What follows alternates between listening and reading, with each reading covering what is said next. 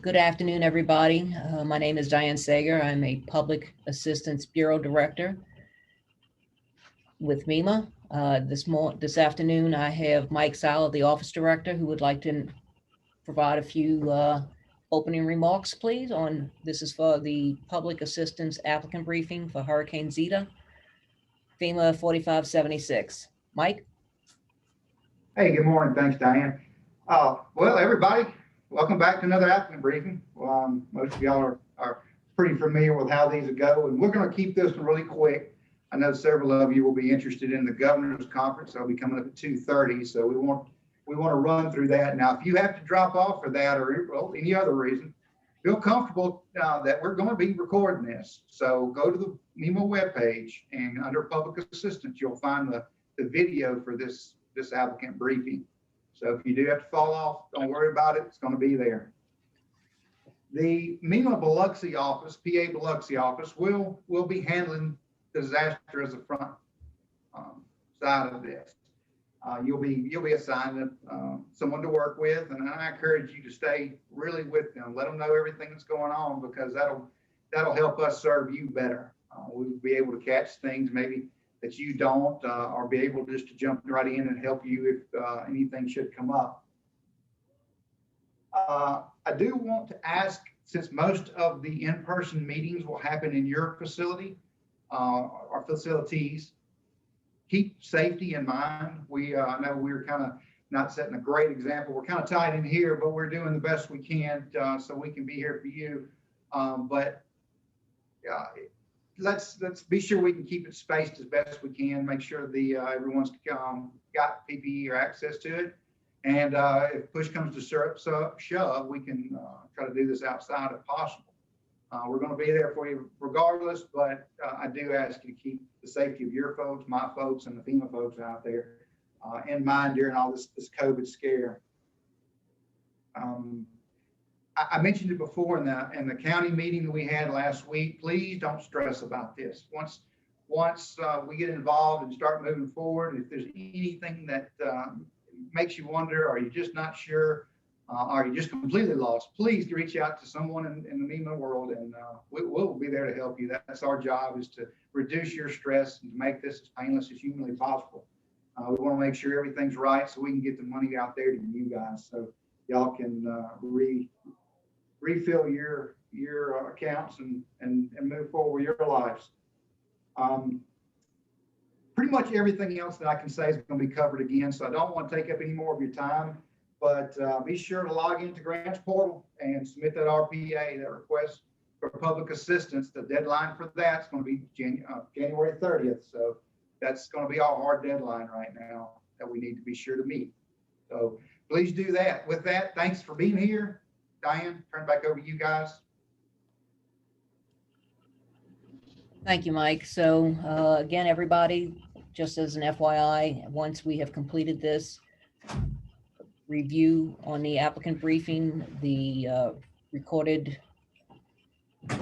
briefing here will be available on the MEMA website. At the end of this, it will be a web address for you to go to, and hopefully we will also put up the PowerPoint slides so that you can go through if you need to, and there will also be an email address at the end that you can forward any questions to. So with that, we'll get started. As Mike said, we've got this declared on December 31st, 2020. Incident period, as noted, is October 28, 29, 2020, and the RPA deadline, request for public assistance, is January 30th, 2021. As we go through, there will be a program delivery manager assigned to you with FEMA, as well as you will have a state contact. If you would, please keep that information with you at all times. It will also be available in the grants portal. You can see your contacts. If you are sending any emails, I do request, if possible, for a subject line to have the number in there, 4576, so we can ensure that people get the information. I hear some background noise, so if you don't have your mic muted, please do so. Thank you. Hurricane Zeta was declared for the counties George, Greene, Hancock, Harrison, Jackson, Perry, Stone, and Wayne. Any entity within that is in need of public assistance is eligible to put in for a request for public assistance, and we go from there. As far as a definition, there's applicants, facilities, work, cost. The word facility sometimes throw people. It's not necessarily a building. It could be beaches. It could be cars. There's a plethora of activity involved with the different disaster program categories. So just don't let that word facility throw you, please. Public assistance as defined is it's a supplemental financial assistance to state and local governments and certain private nonprofits for response and recovery activities required as a result of this federally declared disaster. There is a funding cost share. The Fed share on this is 75%. It will be 12.5% for the state as well. As far as the entity, it's also 12.5%. Unless you are a private nonprofit, then the Fed share is all that is available. Again, there's your spreadsheet on your percentages. Public assistance program assists in the restoration of a community infrastructure as a result of this declared event. It's a reminder, it is a supplemental cost reimbursement. So it's going to require a lot of documentation to reflect that you have made the payments and that you have completed the work on whatever the facility damaged was. Eligible costs, of course, are going to be based on the disbursement to the applicants, what's available. Public assistance is not assistance to local populations for damages to private houses, commercial property, local businesses, etc. That's an individual assistance, or it could be an SBA loan. So the partnership involved in this process is FEMA, who is going to manage the program, provides all the technical assistance, and approves the grant funding. The state as a recipient will educate you applicants if need be. Some of y'all have a lot of education. Some, this is the first rodeo, so we will help you. We're going to work with FEMA to manage the program, implement and monitor grants that are awarded. As an applicant, a subrecipient, you need to identify to the state and FEMA your damages, and you are going to be having to provide a lot of documentation and have somebody on your end to manage the funded projects. Good afternoon, everybody. My name is Keith Glass, and I'm going to take you further into this briefing. As you can see, we have an eligibility pyramid. You have the cost, the work, the facility, and the applicant. Eligible applicants for this disaster will be the state declared counties, city, town, village with declared counties, other political subdivisions of the state, Native American tribal governments, and tribal organizations, and certain private non-profit organizations. To be an eligible PNP applicant, the PNP must show that it has a current ruling letter from the IRS granting tax exemption under 501C, D, and E, or an Internal Revenue Code of 1954 OR. Documentation from Mississippi Secretary of State substantiating it is a non-revenue producing nonprofit entity doing business under the state law. There's two categories of PNP. First one's critical services, eligible for both emergency work and permanent work. Under the permanent work, fire and emergency rescue, medical treatment, power, water, and sewer utilities, communication systems, and educational facilities. Non-critical essential services, eligible for emergency work, museums, community centers, libraries, house of worship, senior citizen centers, zoos, daycare centers, etc. Non-critical essential PMPs must first apply to the Small Business Administration, the SBA, for a disaster loan for permanent repair work before applying to FEMA. To be eligible, the facility must be damaged as a result of the declared event, located within the presidentially declared area, be the legal responsibility of an eligible applicant, and not be under the authority of a federal agency. Well, now we'll look at what types of work there are. The first one's going to be emergency work. Cat A is debris removal. Cat B is emergency protective measures. Your permanent work will be Cat C through G. Your Cat C is roads and bridges systems. Water control facilities is your Cat D. Cat E is public buildings and equipment. Your Cat F is public utilities, and your Cat G is other, parks, recreation, etc. FEMA is authorized to provide public assistance funding for emergency work, including emergency protective measures and debris removal. Emergency work is that which must be done immediately to save lives, protect public health and safety, protect improved property, eliminate or lessen immediate threat of additional damage. Cat A debris. Debris removal is eligible when it eliminates an immediate threat to life, health, and safety. It eliminates an immediate threat of significant damage to improved property. It ensures economic recovery of the community and provides a benefit for the community at large. Dues. For debris, contact MDEQ for staging sites. Do your truck certifications. Have debris monitors that monitor your debris that's being picked up. Activate your pre-positioned contractor if you have one. Bid out debris work beyond 30 days from a storm. Don'ts. Don't stage your debris wherever you want. Place debris in unpermitted sites. Continue with pre-positioned contract beyond 30 days or ignore debris monitoring. Cat B, emergency protective measures. Actions taken by applicants before, during, and after a disaster to save lives, protect public health and safety, and prevent damage to improved property includes search and rescue, fire and flood fighting, security such as barricades, fencing, or law enforcement, push of debris, not disposal. Eligible permanent work. This is C through G. Must repair, restore, replace disaster damaged facilities in accordance with regulations. Must restore to pre-disaster design, capacity, and function in accordance with the applicable codes and standards. Must be required as a result of the disaster. May include cost-effective hazard mitigation measures.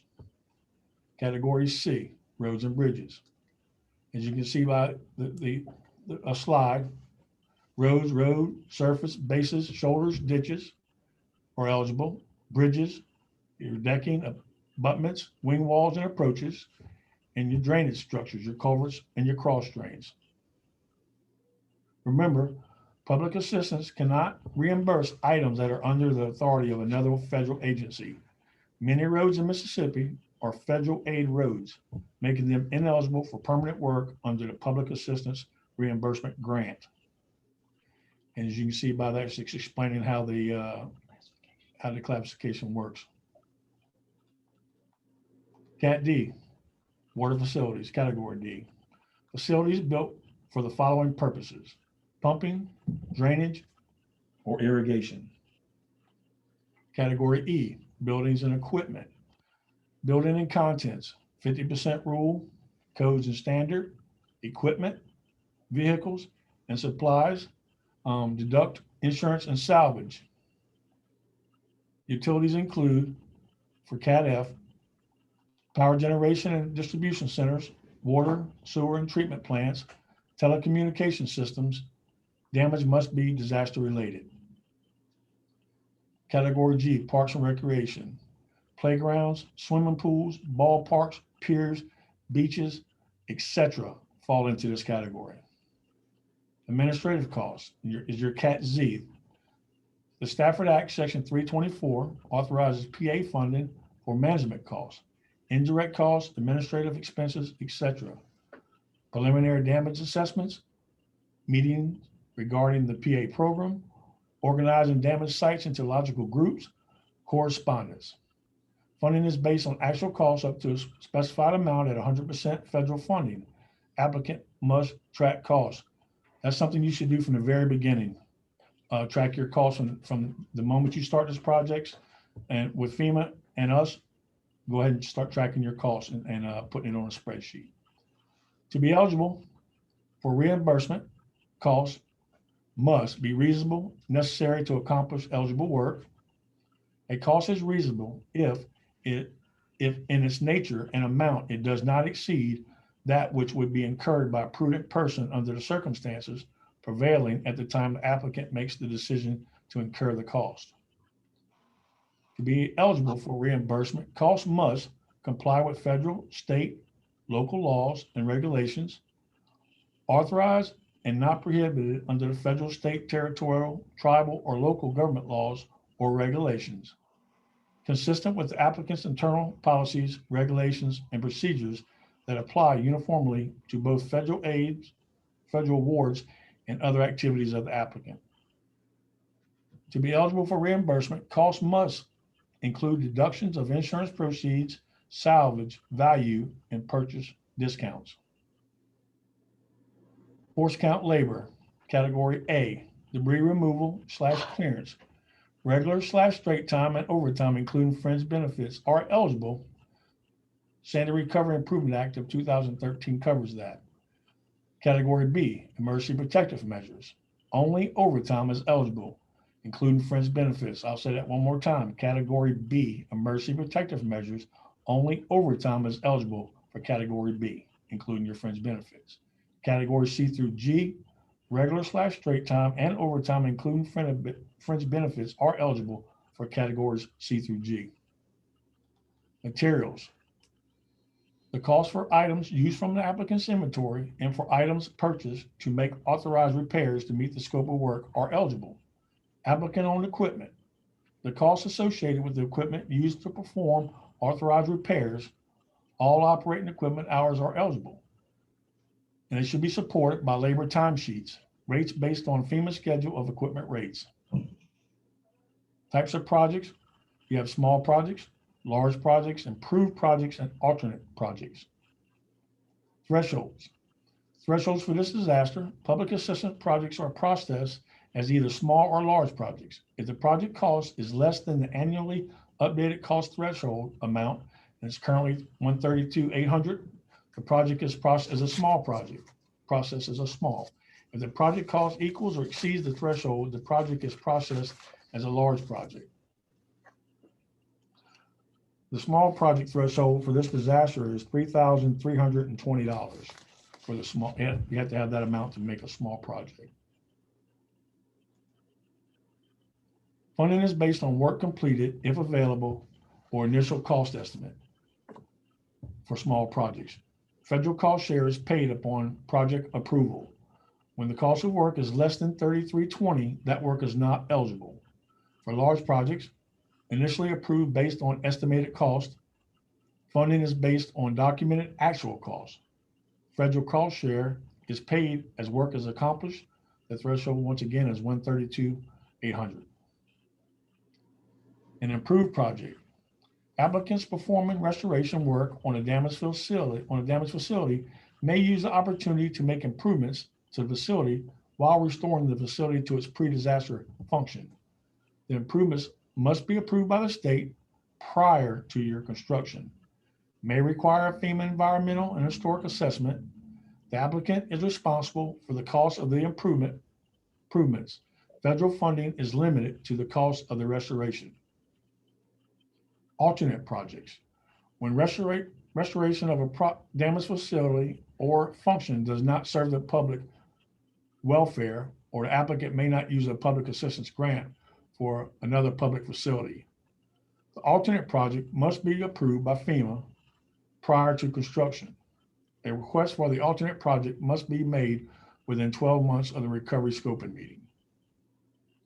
Alternate projects. The alternate project may require an environmental assessment.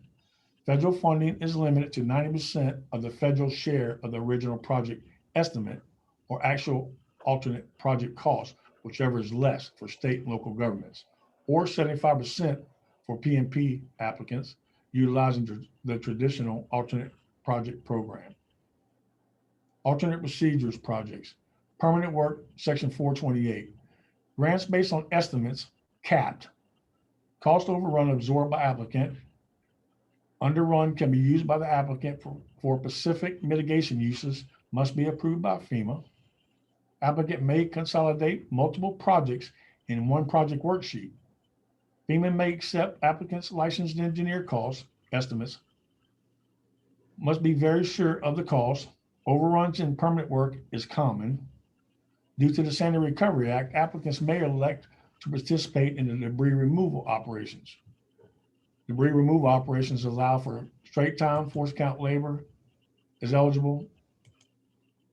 Straight time, force count, overtime is eligible. Applicant can retain earnings from retain earnings from the recycling. However, FEMA reduces PA funding by the amount of revenue received.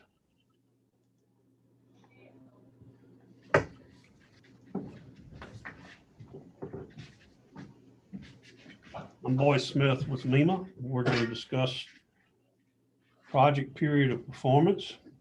Time limits for project completion begin on the disaster declaration date.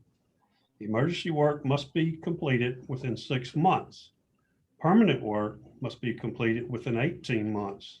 The recipient can grant time extensions for extenuating circumstances. Those extensions are emergency work up to 6 additional months, permanent work up to 30 additional months. The regional administrator may increase these time extensions on a case-by-case basis. Note, if the deadline for any project has been reached without an approved extension, no costs past the deadline date will be eligible for funding.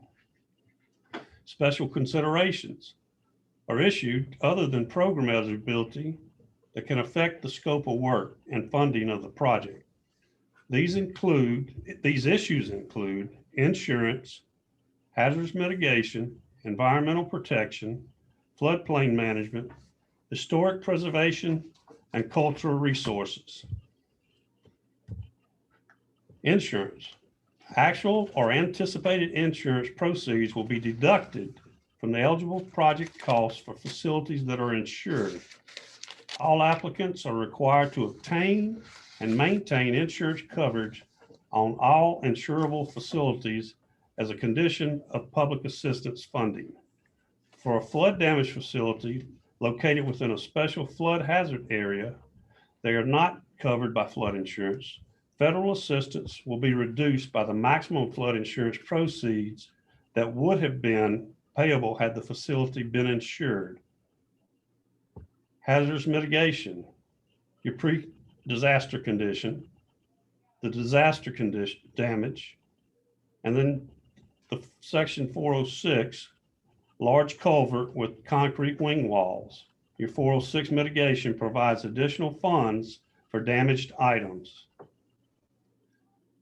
Environmental and historic preservation, EHP compliance.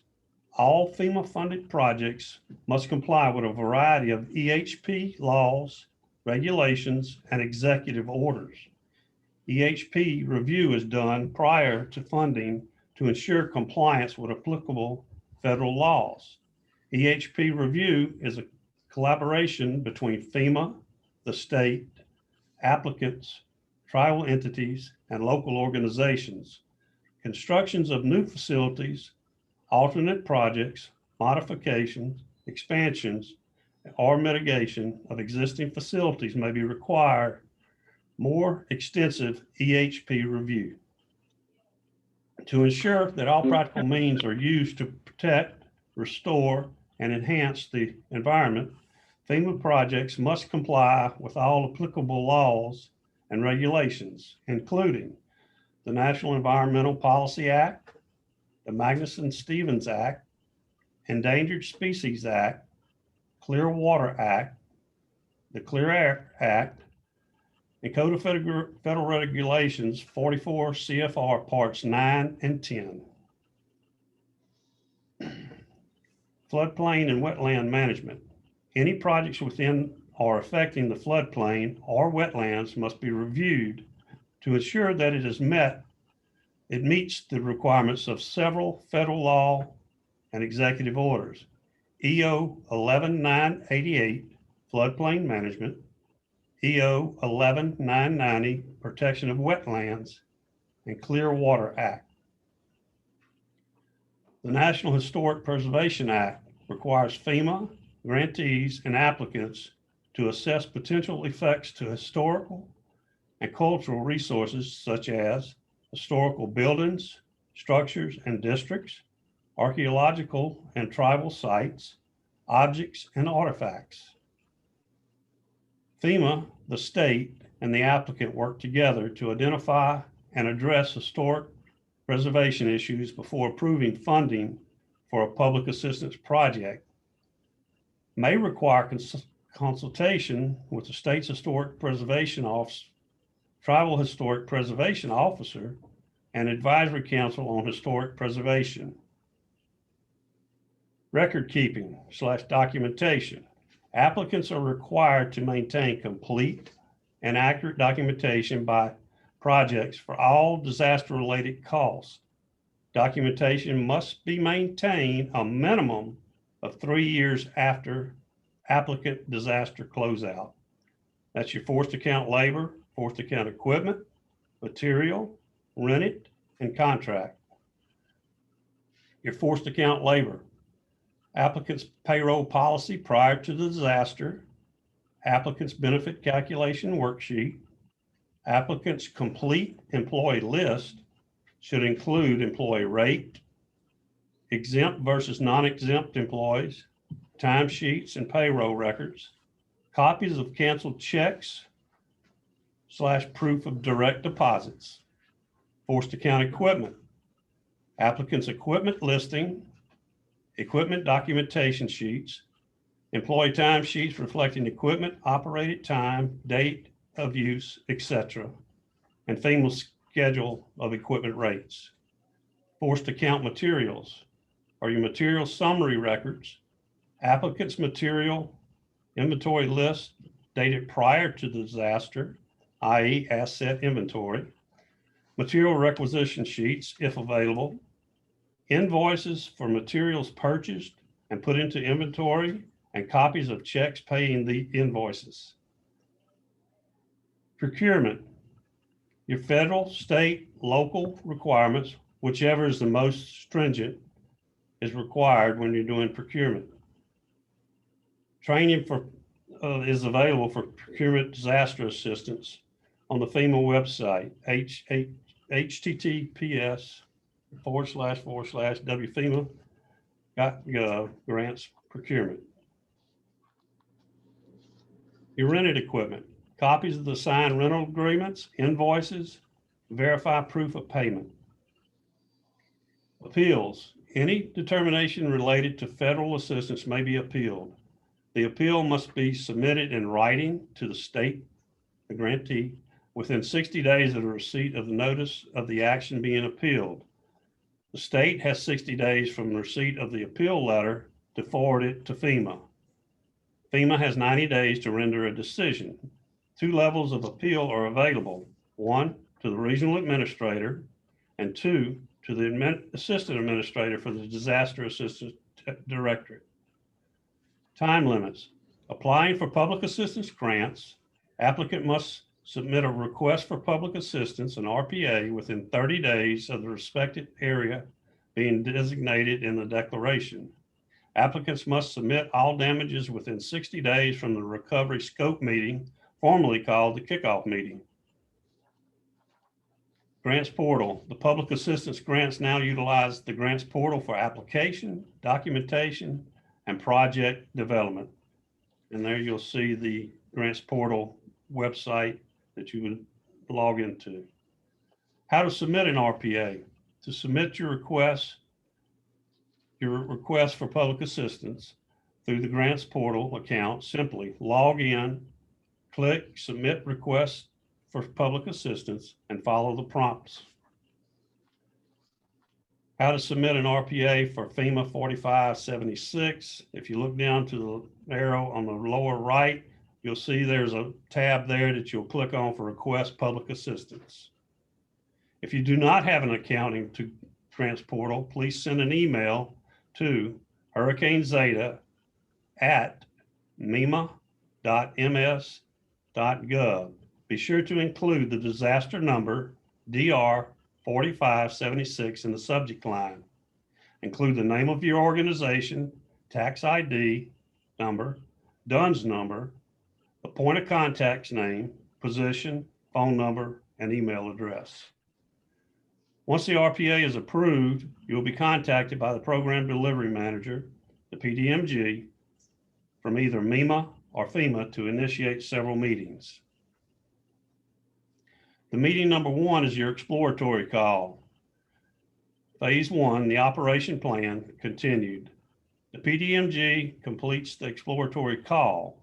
Exploratory call, the PDMG explains the PA program, discusses damages, introduces damage inventory, discusses documentation, and discuss or schedule the scoping meeting. Applicants complete initial damage inventory. Damage inventory, the applicant captures all disaster-related damages, submitted through grants portal. Initial damage inventory is submitted before recovery scoping meeting. PDMG conducts the recovery scoping meeting. The recovery scoping meeting, your damage inventory is discussed, documentation is discussed, special considerations are discussed, the 60-day calendar is discussed, and site inspections are discussed. After the recovery scoping meeting, your project will begin to be developed by your project team. Applicant agent. Who should be your applicant agent? Someone who understands the program elements, familiar with the computer, very well organized, and readily available. The delivery model, in effect, will demand more responsibility and work on the applicant. Pace and priority. You will feel that you are being rushed to supply the required documentation. The goal is set to your projects developed so that your reimbursement can flow quickly. Managing your public assistance grant will require that you make your meetings and documentations a priority.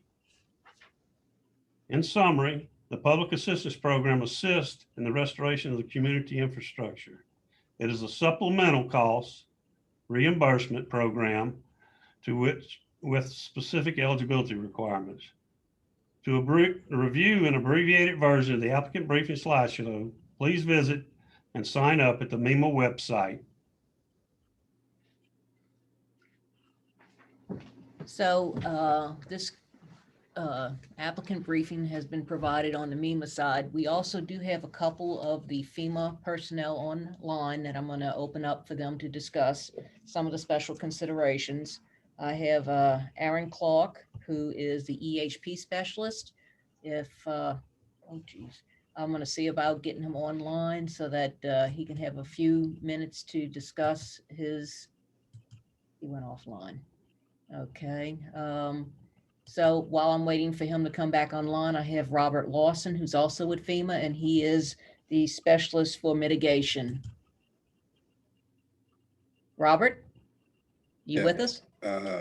Yep, bear with me just a sec. There we go.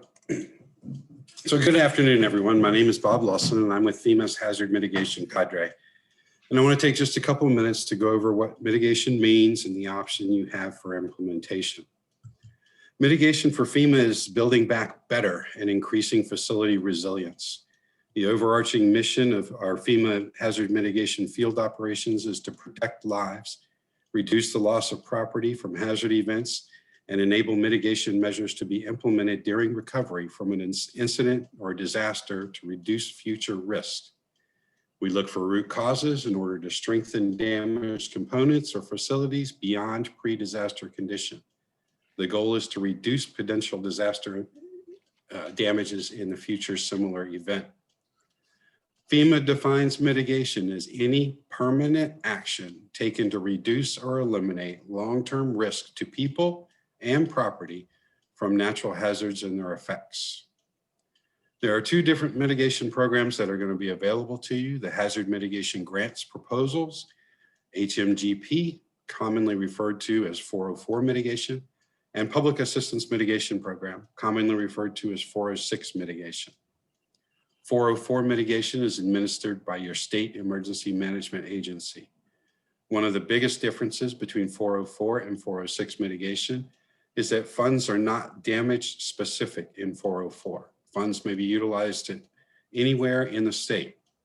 With 404 mitigation, you couldn't submit mitigation projects that were not directly impacted or damaged by this disaster, as long as the mitigation measures fall within the purview of your state's hazard mitigation program. The state determines which projects will be funded.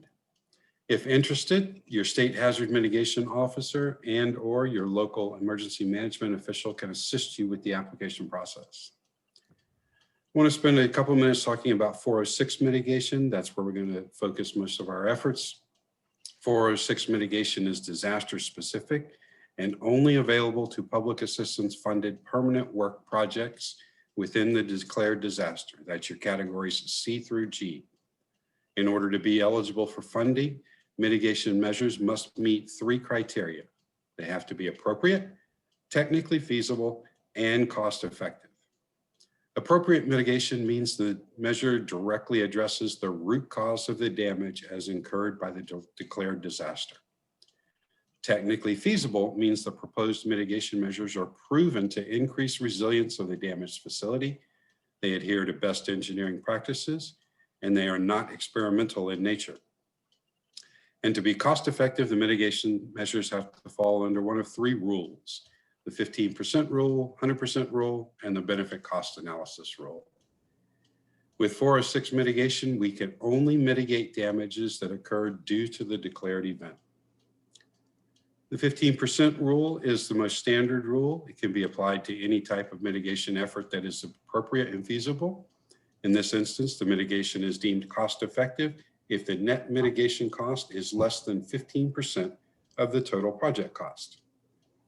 In some instances, there are mitigation measures FEMA has predetermined to be cost effective if they do not exceed 100% of the total project cost. This is known as the 100% rule. This list of predetermined mitigation measures is available in Appendix J of the Public Assistance Program and Policy Guide, commonly known as the Papa G. If a mitigation effort is found not to be cost effective with one of those 2 rules, we can also perform a benefit cost analysis. This can be used to attempt to prove the cost effective nature of a mitigation measure. It is dependent upon several variables, and in particular helps with damages that affect many people or damages that have occurred repetitively due to past storms. Both 404 and 406 mitigation also have a cost share, just like your PA reimbursement fundings. We in the mitigation cadre do not determine eligibility, but we are available to help with the process, discuss any mitigation ideas, and write and submit hazard mitigation proposals through your PDMG. A final tip for everyone. It is our goal to apply appropriate mitigation measures wherever possible within all statutory and policy guidelines. If you are either in the process or about to be in the process of going out to bid or soliciting quotes for your repairs, and you're interested in applying mitigation measures, and you have an idea of what mitigation you would like to implement, go ahead and solicit at the same time a separate and distinct bid for the mitigation measures. Keep the costs separate from your like and in-kind repairs. This will help us expedite the review and approval process down the road. If you have any questions regarding mitigation or potential mitigation or what constitutes mitigation measures, please don't hesitate to reach out to either your state hazard mitigation officer or to us here in FEMA Mitigation Cadre. Your FEMA public assistance contact can get you in touch with either myself or someone on our team. We're here to help as much as we can. Thanks, I appreciate your time this afternoon. Thank you, Bob. And Aaron, I see you're back on. Can you available to discuss your portion of the special conditions on EHP? Yes, thank you. Thank you, sir. Clark, I am the Environmental Planning and Historic Preservation Advisor for Hurricane Zeta and Disaster 4576. I wanted to just take a few minutes and explain some of what EHP does. The National Environmental Policy Act, which directs federal agencies, and that's all federal agencies, to consider the impacts of the actions which they are funding. And that impact goes all the way back to where if they fund $1 we are required to do a review to be sure that those impacts are within compliance of the various environmental and historic preservation laws. Unfortunately, failure to comply with these federal and state, tribal, or local environmental laws and historic preservation laws could jeopardize or delay your funding. And that's one thing that we do not want to do. One of the things I wanted to do today was to explain to you that we are here to assist you and expedite what we can do to get you your funding as fast as possible.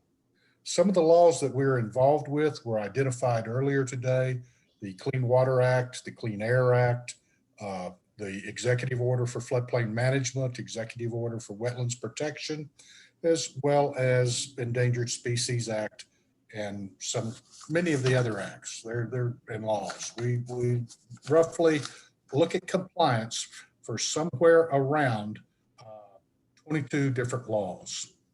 Some of the things we look at is work in water, work in waterways, culverts, bridges. We want to verify that we've contacted Mississippi Department of Environmental Quality for the proper permits with them, or the U.S. Army Corps of Engineers for the proper permits with them for when we have to do any work in water. We also coordinate and consult with the State Historic Preservation Office for anything that might require a repair or a demolition of a building that's 50 years or older, and or on the National Historic Register. We also get involved with the SHPO office when there's ground disturbance, where the ground has not previously been disturbed. And we also get involved with borrow pits and where your fill comes from, as the state of Mississippi permits those pits. And we want to be sure that that soil or material is coming from a properly permitted pit for the state. For debris, MDEQ has issued guidance on emergency debris disposal. They issued that February 25th of 2019, and it can be found on their website if you look there. Threatened endangered species also are identified per county on the U.S. Fish and Wildlife site, as well as the Mississippi Department of Wildlife, Fisheries, Parks websites. We also look at critical habitat for these endangered species, as well as migratory bird habitat, and they're passing through the area for U.S. Fish and Wildlife. One of the last things on the green sheet, which I've kind of give you a real quick briefing on, that you will have access to upon the MEMA website, and should also receive a copy of or have access, be giving access to it during your recovery scoping meetings. The last page has a wonderful list of contact information, which includes my name, other people within the FEMA Joint Field Office, as well as the MEMA office, the Army Corps of Engineers, U.S. Fish and Wildlife, the State SHPO office, MDEQ, the Water Division, Asbestos Demolition Division, and the Mississippi Department of Marine Resources. Also, we are including on the MEMA website some various Region 4 EHP guides. I know that we have one for debris that will give you the eligibility requirements, what the permitting requirements are, the handling requirements, and some of the various points of contact within the state and FEMA. Another one is the hydrologic and hydraulic H&H study quick guide, which will explain to you as the applicant when you are required to furnish that H&H study, when you're not required to furnish the H&H study, and then what the minimum requirements that H&H study should contain. Another one of the quick guides is the work near water or in water, which covers the Clean Water Act, Endangered Species Act, the Coastal Barrier Resource Act, the Coastal Zone Management Act, and the Magnuson-Stevens Fishery Conservation and Management Act, which all relates back to our waters of the U.S. And one of the final guides, there's multiple guides. I just selected a couple here, but one of the final ones I have here today is with the historic properties and what immediate post-disaster actions should be for historic buildings or identified historic buildings, and then what some of the preservation standards are, the restoration standards are, including items such as asbestos and paint, lead paint, and then the available contacts for that. With that being said, I want to thank Diane for letting me be able to speak to you all today. If you do have any questions, don't hesitate to contact me. My name is identified on that green sheet, and as well as my contact information. And again, don't hesitate to call me. We are here to assist and help, and not to hold things up, which we get accused of doing all too often. Thank you, and have a good day. And back to you, Diane. Thank you very much, sir. As you can see, there's a lot to the program. The FEMA personnel will be available to us. They are due in as soon as you get your RPA into the system and get it approved. We will begin to work this. You'll be getting contacted by either the state or FEMA to assist you. I have left this last page up for the summary to let you have the website as to where this applicant briefing. I will also have the PowerPoint for this set up and some of the documentation documents that Aaron was just describing available to you. Just please reach out, let us know if you need any help, which I'm sure we all do. And we look forward to working with each of you. Thank you very much for your time and attention to this today. Thank you.